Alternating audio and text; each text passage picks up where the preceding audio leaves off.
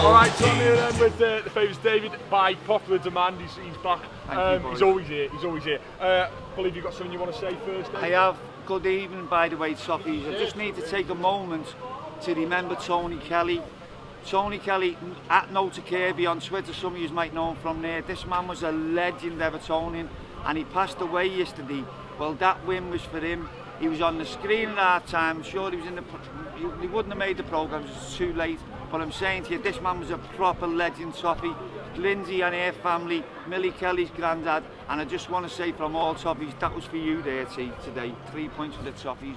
That was beautiful, mate. It seems a bit trite now to move on to the actual game. No, he was a Sophie himself. Well, he's absolutely he'll be absolutely chuffed with that today in the end then, as I'm sure you were and I was. So, Dave, give us your general thoughts on that then. That was a hard-fought 3 points. I thought they set up well. They nullified our strength, which is the full-back, winger, dynamic on both sides of the park. They basically cut it out. After 20 minutes, we didn't get down either side all day. We had to find other methodology to find our way through, and it was frustrating. They're a big side, they packed the midfield, they done well. I was impressed with them. I know the chairman's my mate, not to drop a name, Clang, but he is my mate, so I kind of keep an eye on them. But I was impressed with them today.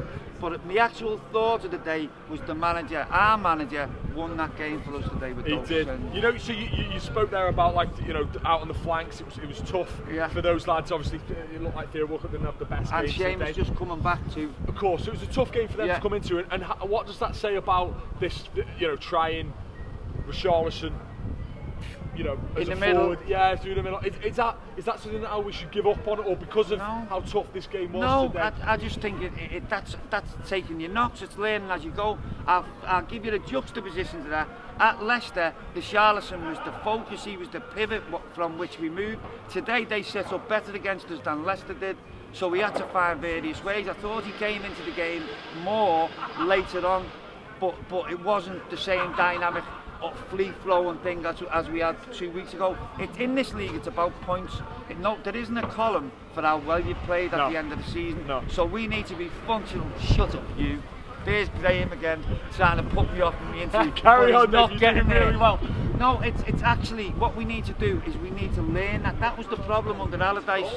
Everton, number 29. Not like you to dive in. Well, just on that then, obviously the manager, because you know the other lads have given the manager credit as well. How much do you give him credit for this win today then, Dave? Because I'll say to you now, our goalkeeper saved a penalty.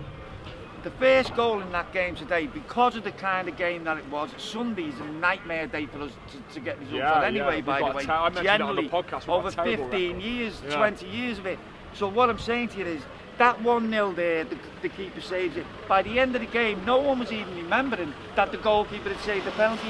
That's because the substitutions literally tipped the game on its head. The man made the substitution. Put it this way, we crucified him in the cup game. Well, at the same level that we crucified, now we've got to praise him because exactly what he done came off. Tolson and Calvert-Lewin was like, you could write it in the sky, lad. Adamola Luckman was involved in it. It's the perfect hand. If you're playing cards, it's bang, bang, bang. What do you reckon to Gomez?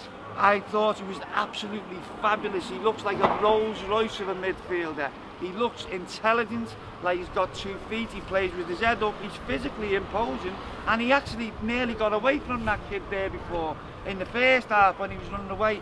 So you'd look at those, and the list of positives is this big. The fact that he didn't complete the 90 minutes is in the negative column, which is this big. So that lad's not even a regular starter in our team.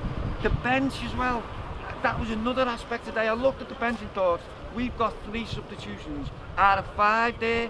What can change the game? My dad said the same thing. We've got a bit of stress without that. We've got Michael Keane. I want to say this about Michael Keane. Michael Keane and Garner Gay, both of them were fantastic today. When it looked like we were under the pump, they never went missing. They stood up, and they will not get headlines either than sue them, but I thought they were fantastic because that's what he's doing. We had problems all over our team. So he's addressing them incrementally because you can't, there's no quantum leap what's going to get you there. So it has to be incremental progress. Well, I'm looking at it week by week and we're improving. So to conclude then, to wrap this up, what I want to pick up on something, because I noticed it today, was just a bit of a sea change in there as supporters. I thought that as supporters we stuck with it today. I agree. Because we had those chinks of lights. I agree. Did you feel that then? I'm not kind of imagining that. No, and I think that is kind of a spill up. Put it this way, if that game there, what we've just seen here, had have been the Saturday after the defeat in the Cup, and we'd have been 6-8 minutes from a 0-0 possible defeat, but certainly a 0-0, the crowd might have been a bit different.